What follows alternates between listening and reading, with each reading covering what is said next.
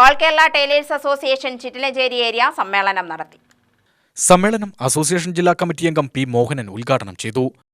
ആ ക്ഷേമനിധിയുടെ അടവിനെ ഒരു ക്രോഡീകരിച്ച് അതിന് ഉത്തരവാദിത്തപ്പെട്ട ആളുകൾ അതിൻ്റെ പുസ്തകങ്ങളും സംഖ്യയും ആയി കെട്ടിപ്പിടിച്ച് അവിടെ പോയി അതിന് ഒരുപാട് പ്രയാസങ്ങൾ അനുഭവിച്ച് നമ്മൾ അത് നടപ്പിലാക്കി ഇവിടെ അത് ഏറെ കാലങ്ങൾ നടന്നുകൊണ്ട് പോയത്.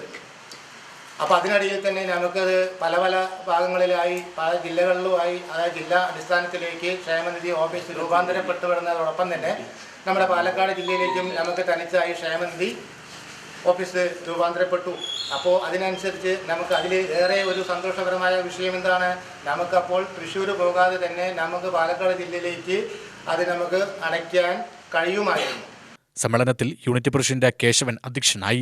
അസോസിയേഷൻ മുൻ ജില്ലാ സെക്രട്ടറി സി ബാലസുബ്രഹ്മണ്യൻ, ജില്ലാ കമ്മിറ്റി അംഗം Venugopal, unit secretary Muhammad Mastan, K Krishnan, Vijayakumar എന്നിവർ പ്രസംഗിച്ചു.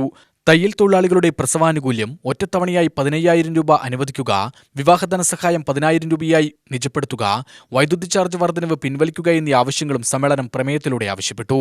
UTV news, Palakkad.